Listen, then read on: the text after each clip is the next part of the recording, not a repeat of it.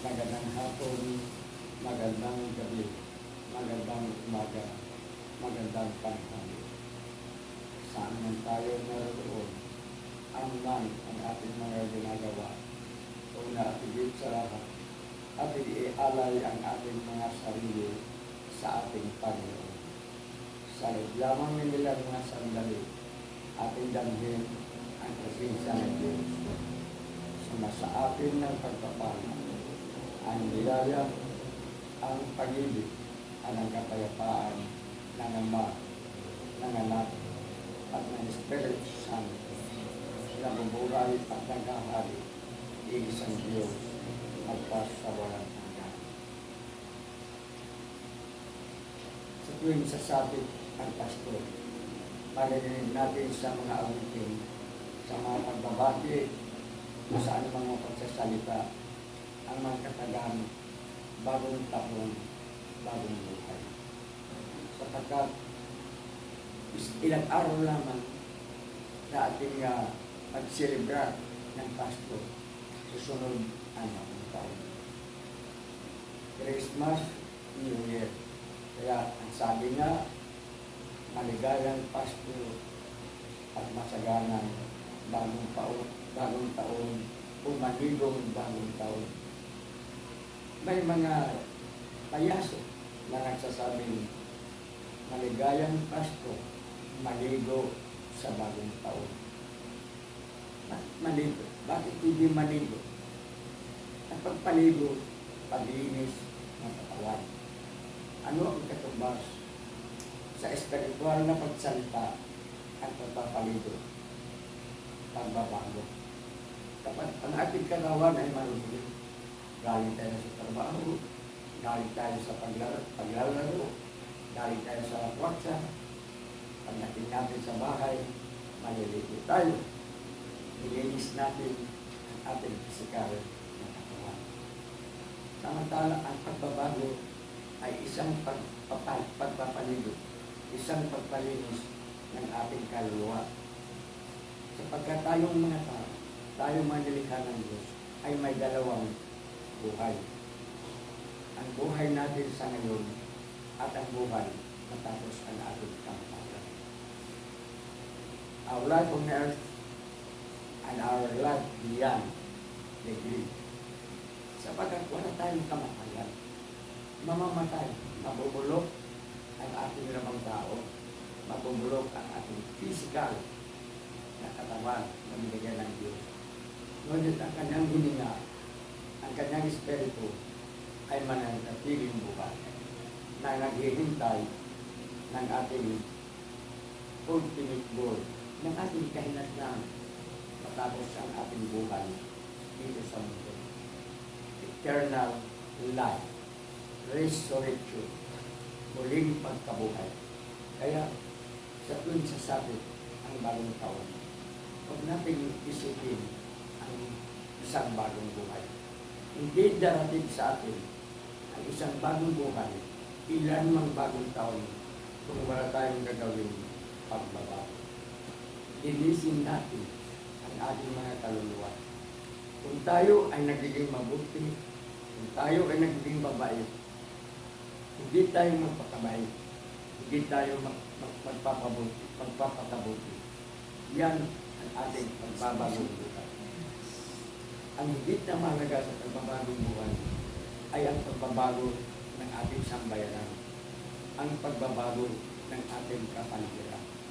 Sa ngayon, marami ang problema sa ating bansa.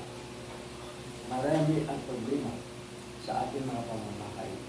Marami ang problema sa ating lipunan. Nagkawindang-windang ang ating buhay. Nagkawindang-windang ang ating gobyerno. Ito ang dapat natin pag-uunang ng pansin. Hindi yung bagong taon, bagong buhay. O hindi, bagong taon, bagong pagkabuhay, pagbabago ng buhay.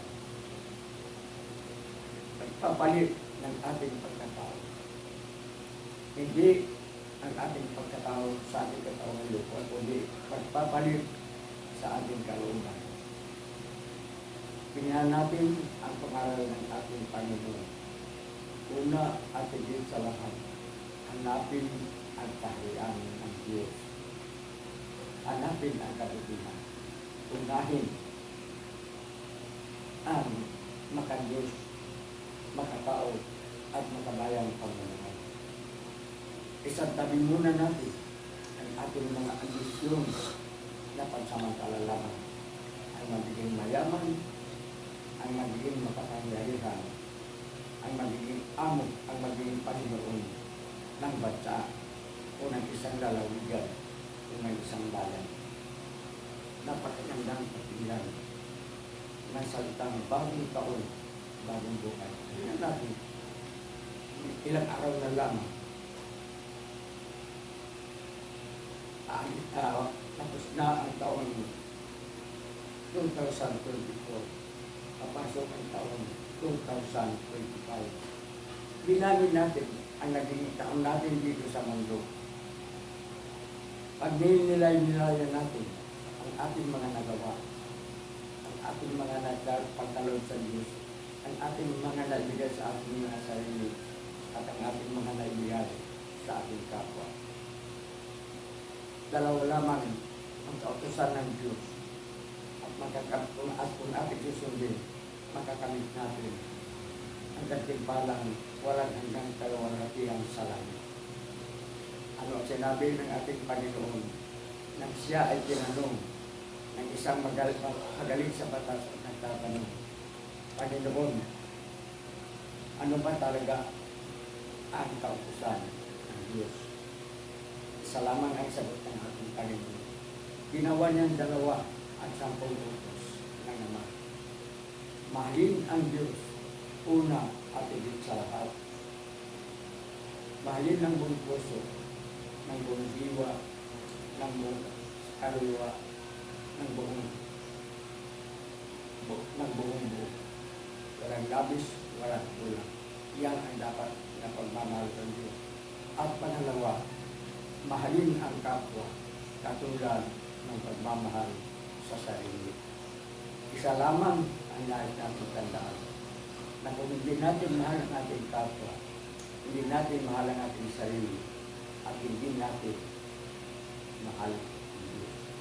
Sapagkat sinungaling ang sino mang magsasabing mahal niya ang Diyos, ngunit hindi niya mahal ang sarili, at hindi niya mahal ang kanyang kapwa. Mahalin ang kapwa tulad ng pagmamahal sa sarili. Napakasimpleng kautusan.